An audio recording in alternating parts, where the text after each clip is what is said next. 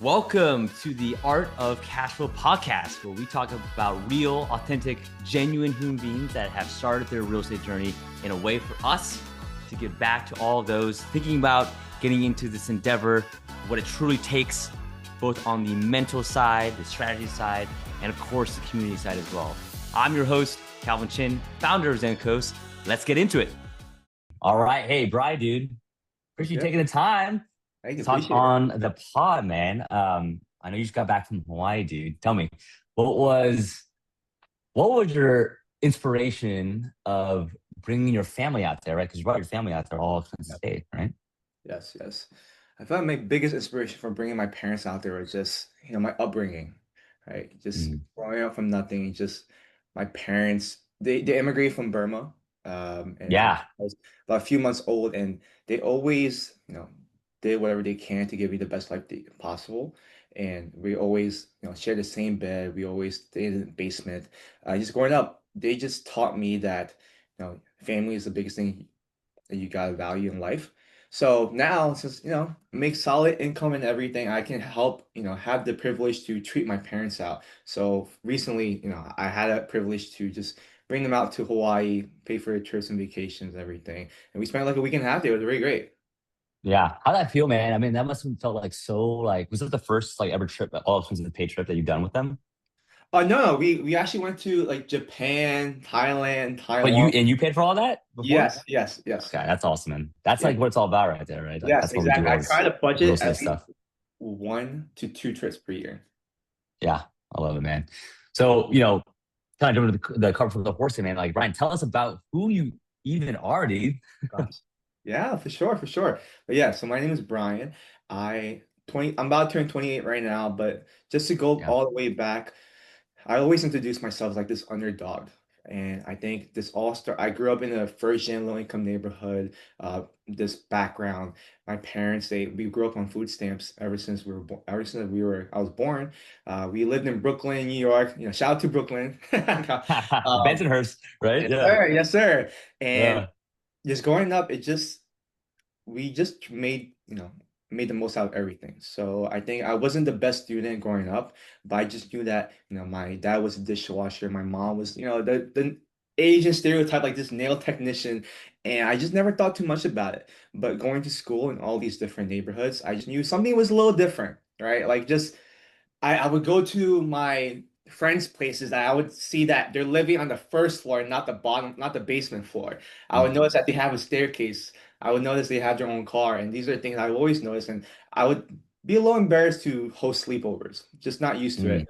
And I feel like, why is this a difference? And just growing up, I felt like, okay, there's like something a little different with income, money. We just couldn't afford certain things. And we just really had to, um, make sure we have food on our table. And Yeah. I think all the way from high school to college, it's just, there's just switch of like making sure my parents are like there, like we're there for our parents, trying to help outside, just study harder and better. And I was able to get a full ride to Columbia. And ever since that, they just switched. Damn, Yes, Columbia. Hey, they rank yes. that. I think they rank Columbia like top three school right now in the nation, Yeah, dude. So yeah, yeah, it is. Brian was there. That's why. Yes, sir. Kind of gotta, make it higher. And the funny thing is, my parents didn't even know what Columbia was. They didn't know that we could afford this type of school, but thanks to financial aid, I was able to get that full ride, and I knew I was destined to be something greater, right? Mm. Just I always felt like why not me? Like, why can't Yeah. I do it? And I remember when I opened up my Columbia acceptance letter, I just knew like I was gonna get it for some reason. And I remember Yeah. I just ran across, and fast forward, like I majored in CS. I was a little bit of pre-med mechanical engineering, and a huge identity crisis of I remember I was doing well in chemistry class, and I got 93, and just everyone else was getting, oh yeah, we got the same score too. And I saw the average was a 93. And I was like, oh shit, I can't do this Yeah. anymore. So switching from CS, I really liked what I wanted to do. Got into like a solid six-figure job and everything. But this 9 to 5 job is something that I've always been super comfortable with. I knew Mm. that I had to do something bigger and better. And I always heard about real estate, right? Like bigger pockets. All these Mm. pockets are coming around. And I just knew that real estate is a royalty generation wealth. I had no idea what the heck that was, but I had to do my research. So listen to podcasts, listen to bigger podcasts, read a bunch of books, and I was thinking one of my biggest lifelong dreams was to, treat my get my parents their first home, right? So how can I Hmm. get them their first home, invest into real estate and also be a part of this journey.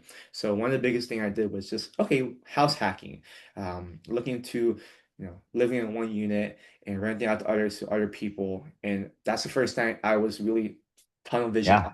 right? Because bigger pockets was And always, how old were you? How old were you at that point when you were I like, let was, me house yeah, that? I was 24. I was Yeah, 24. that's So awesome. That's thank freaking you. great.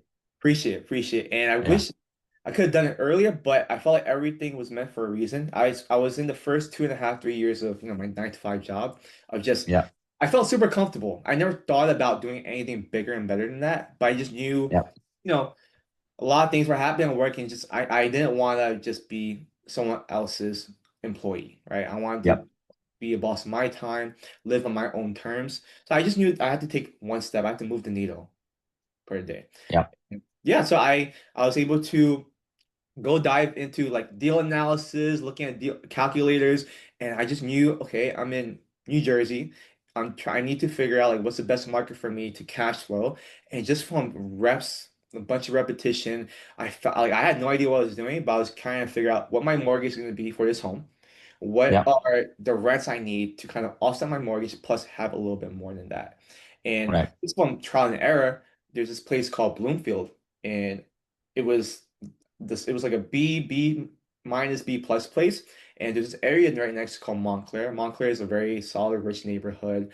And I felt like a lot of people who wanted to be in Montclair, the rent prices were too high. So they're all moving to Bloomfield. So like, oh, okay, let me Mm. take this risk. It's kind of like LIC or Williamsburg in New York City, like this Sure. upcoming growth.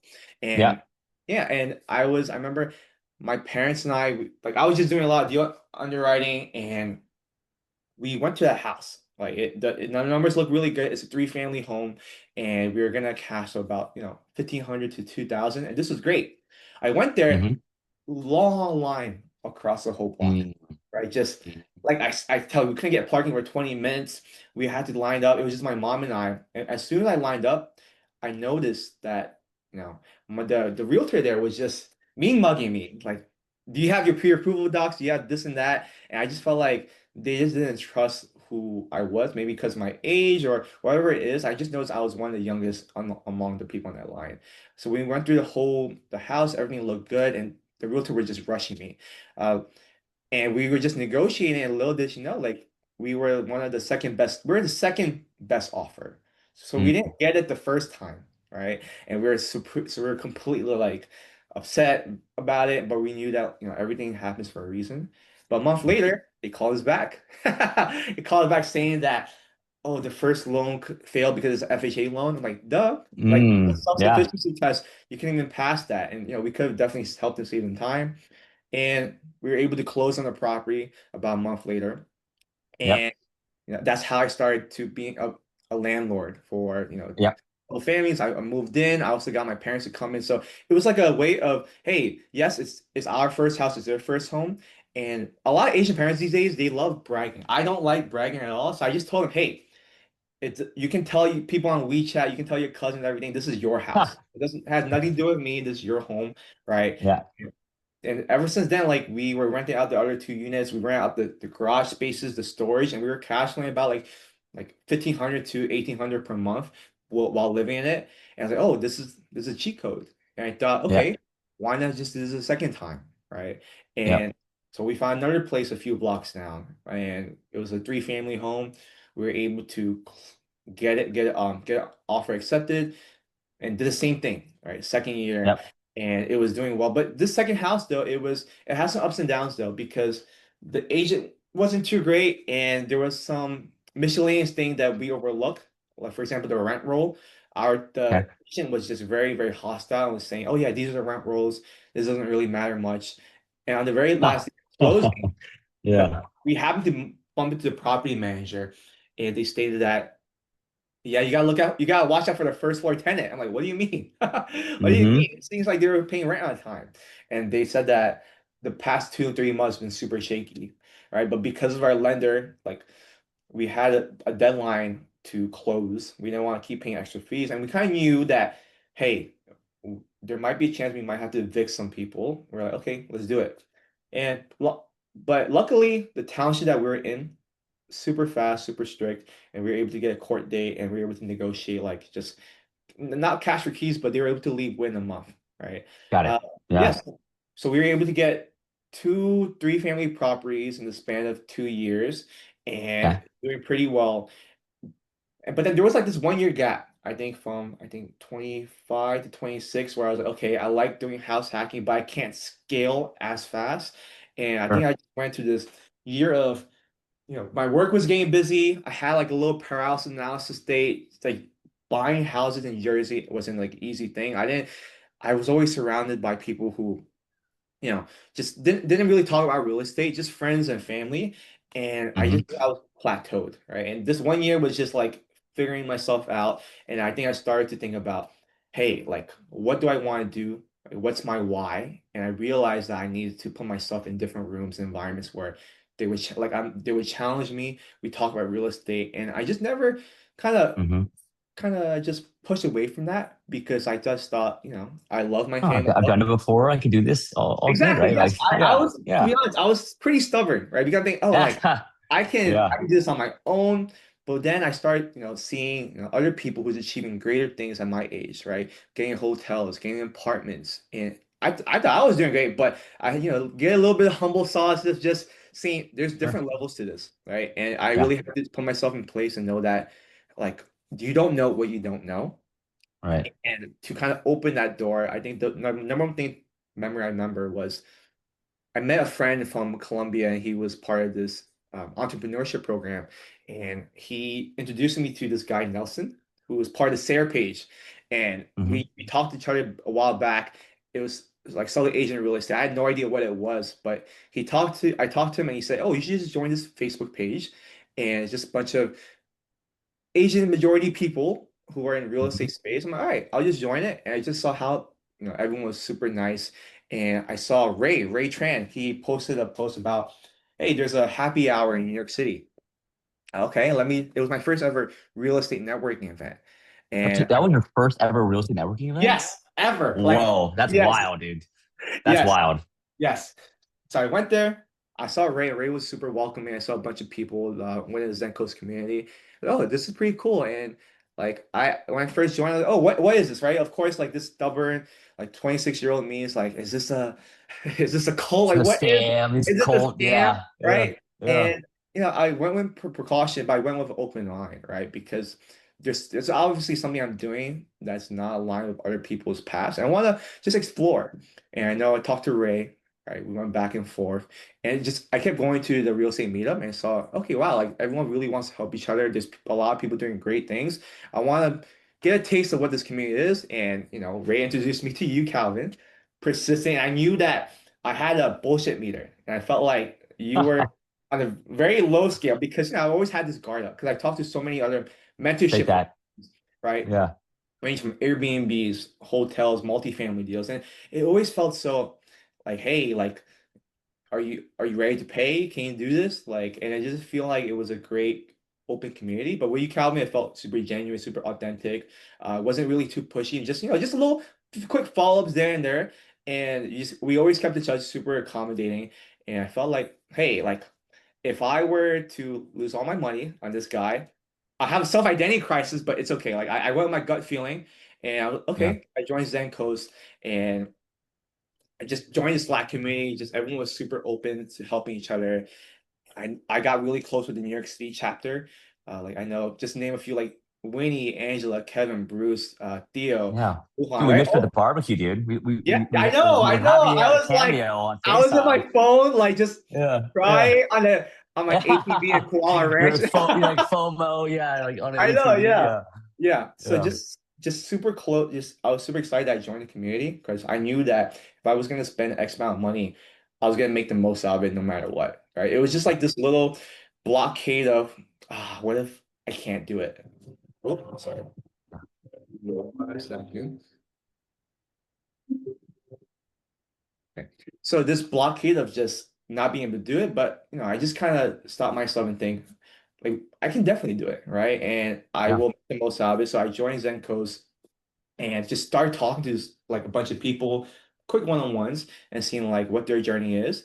And ever since then, just I felt like my mind there was a bunch of mindset shifts, like going to the Yosemite retreat, uh, knowing that hey, you don't have to just stick to these small multifamily. You can go to apartments, these hotels, these syndicates, fix and flip, being a private money lender, what SB lock is, and like really opened my eyes to what financial tools were out there for us.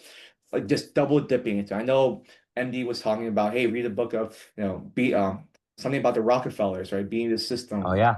Yes. Mm-hmm. And I just bought the Generational. book right Yeah. away and just being surrounded by these type of people, just talking about real estate. Because before then, I was thinking about real estate maybe once Yeah. every 4 days, very passive. But Yeah. because of, I remember we had the 30-day deal analysis challenge. I know Matt is just always helping us, keeping us accountable. You mean, And yeah, Unk, dude. Unk. yes.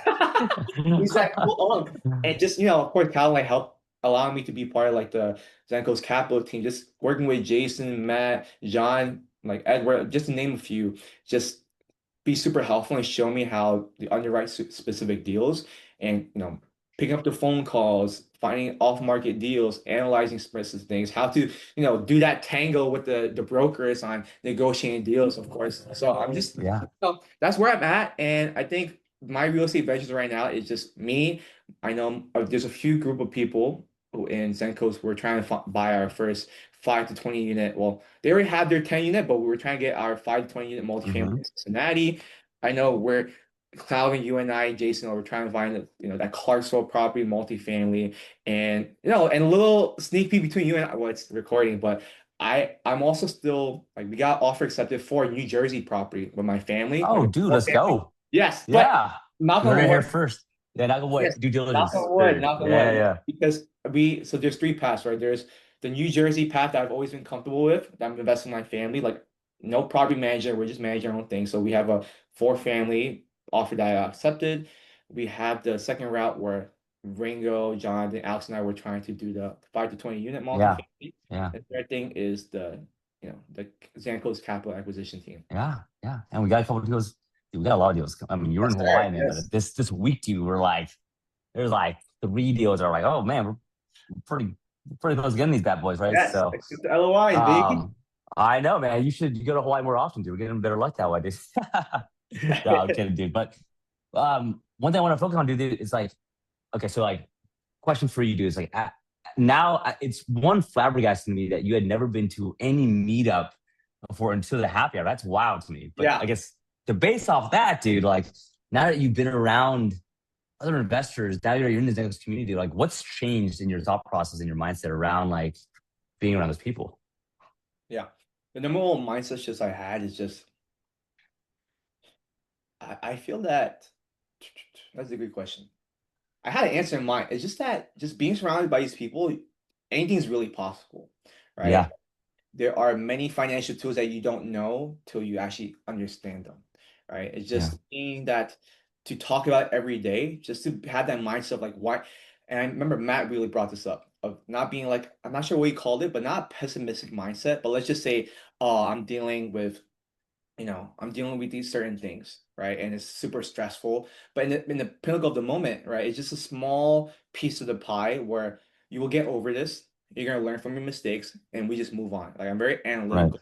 Yes, you try to emotionally detach yourself and you get better along the time, but it's just all part of the game, all part of the plan to make you a better person. And I think that's what real estate is all about. Like Yeah, falling down, hurting your butt, but it's how you get up from that and just really just yeah, learning, just little tweaks of, oh, tenant doesn't pay, how you deal with it, boiler breaks, how you deal with it. right. And just the power of network of, hey, I need a specific plumber or this specific realtor in Kansas City. Like you introduced me to John right away. Oh, I need a specific lender for DSCR. You introduced me to Brenda. And there's just all these like this network that really just your network is your net worth, really. And Yeah. just the power of proximity and the power of being around other like-minded people. Yeah, 100%, man. I can't stress it enough, man. It's like you even said something earlier where it was like, not just the network piece, but it's like even just like the confidence to do more stuff, like anything Yes. is possible when you see other people doing it too. Or you know that other people are on your side as well. Because I think we all just are scared when we're by ourselves. We get in our own head, right? Like, oh Yeah. man, like, am I doing this right? Like, fuck, if I, like, damn, did I fuck that up? Like, but if you're like, oh, like, okay, well, Calvin, like, is doing the same thing, and he said, okay, that's what I should expect. Okay, great. Then I know, then that's what I should expect, right? So, Yeah. it's like that's just normal conversation, and I think that's I always want to get across to people is like, what is normal? Is your normal conversation talking about the Knicks or whatever, right? Not to actually the Knicks won the second round, so good for them, right? Yes. But it's like that's what you're gonna be thinking about all the time, right? But versus like, oh, like a normal conversation to be like, yeah, man, we got another Jersey property on contract. Oh, we got another 30 unit on contract. Like that's just a normal day. That's a Yeah. normal conversation, Yeah. right? Like, Mhm. and if that's a normal conversation, then that's your life, Yeah. right? Versus like, oh my god, like that's crazy. Like this shouldn't be crazy. That's just like another day, Mhm. right? And 100%. if you normalize that, then man, that's powerful, right? So I love that asset, man. So, you also have had honestly, dude, Brian, I love you, dude. You remind me a lot of myself too, but you're also just so inspiring to other people too, because you're still only 27 years old right now, right? 27, right Yeah. now, right? Yeah, and you've done a lot, and you're super wise already, dude. And and you're now full time, Oh yeah. Oh yes. right? About that. Yeah, I forgot to yeah. mention So, that. so tell us about that. Oh yeah. Yes. Completely got out of my mind. Yes. So I was in a 9 to 5 job for like about 5.5 years, but I got laid off. And Yeah, congratulations. Hey, what happened? You told me you got laid off. We had a comp. You called me. What did we say? yeah. So it was I think mid-November, and I called Calvin, my coach, and said like I got laid off. And I remember you were on the car ride with you and Jenny, and all you said was congratulations, my man. And I was like, thank you. Yeah, what? Yes, it was Yeah, like a mixed feeling of like bittersweet, but I knew it, I was giving myself excuses, but I knew this 9 to 5 job was stopping me for what I really wanted to do. A yeah, little bit of like mental fortitude and everything, but I knew that I had to leave this place. It was a matter of when and what time. So when I yeah, left, when I got laid off, it just, of course, I took that, 2 weeks, 3 weeks, just to really guide myself. yeah. Like, yeah, do your thing. Yeah, Yeah, I understand. And it was like, oh wow, this is one of the best times to be in this position because there's so many things I wanted to do and there's nothing stopping me at all yeah, now. yeah, Like yeah, just I knew I wanted to get into real estate. I didn't know what exact direction, but I yeah, knew I wanted to just get into it, right? Either yeah, like private money lending or going to app like capital acquisition team. I just started putting my time towards it and just immersing myself, really, really putting all my time and energy. And because of the layoff, I remember we had our recent cash flow boot camp, and you just kept putting out there like, "Hey, do you know Brian got laid off?" They all do now, but yes, yeah, I think being laid off was one of the best things that could have happened to me because yeah. just It forces you, right? yeah, Like, it's like you go in handcuffs. You're super stuck in a 9 to 5 job because it's comfortable. You're getting paid solid yeah, income, and yeah. you realize like how much time you're giving away to the corporate world where you could Oh be my just God. focused on your own business, focus on your own time and your own family. So Yeah, yeah, yeah, yeah. It's the best time, man. It's like I always tell people like layoffs and all that stuff. It's like that's why I congratulate you. It's like, dude, it's like it gives you it forces you to have to like decide and really think about, okay, I can get a job that's comfortable, but like, am I gonna be happy at the end of my life? Like, guys, like, it's like, and we talk about this, Brian. It's like, life's super short, right? And it's like it really, really freaking is, guys. And we don't yeah, believe that, like, you know, uh, like I'm sure you haven't had a family member or anything like that, like passed away, but it's like it gives you that really big of course, aha moment of like, oh my yeah, God, like I gotta like what do I really care about at the end of my life? yeah, I was just talking to my uncle this last weekend. He's approaching 60, approaching retirement age, if you will, and he's been a cop forever, right? And he's like, dude, like I'm burnt out, man. He's like, I don't want to do this forever, dude. Like it's like, damn, like I wish I could just retire, but I yeah, can't yet. mhm, Right. And it's like, why not? Like when you're younger, especially if you're in especially if you're in your 20s, man, it's like yeah, take the risk. What do you get to lose? nothing, Right? Yeah, you got nothing to lose. Like this is the time to like bet on yourself. And if you bet on yourself and you are someone that is motivated like you, Brian, like that is ambitious like you, it's like you'll figure it out because you have no other option. yes, Right? But it's like most people don't are too afraid to fail. They're too yeah, afraid to bet on themselves because they're afraid to fail. But it's like good. It means you're failing. Like what's Michael Jordan's quote? It's like I've something along the lines like I've made the most game winning shots because I've attempted the most game losing shots. exactly, Something yes, like that, right? It's like, yes. yeah, you just gotta go. You just gotta go for it. Like Mhm. For sure. So And one thing I do want to give is that, like, no matter what circumstance you're in, right, it's just like you're gonna get through it. like you will, like Yeah. no matter what, and because you have no choice, right? You have to get Yeah. through it.